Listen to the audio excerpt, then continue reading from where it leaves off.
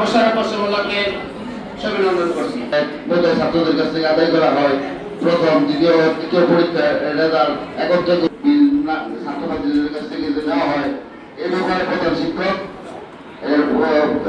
উত্তর দিবে এগুলো কিভাবে করে। এখন সার্বিক উন্নয়ন এবং যাবতীয় যা কিছু আছে সবকিছু সুচিত উত্তম মতামত এবং উত্তর প্রদান করার জন্য আমি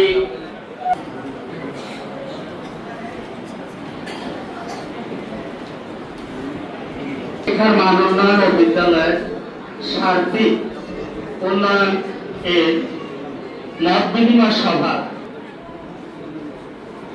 অভিভাবকবৃন্দ, বর্তমান শিক্ষার্থী কর্মী নেতাবৃন্দ, আসসালামু আলাইকুম।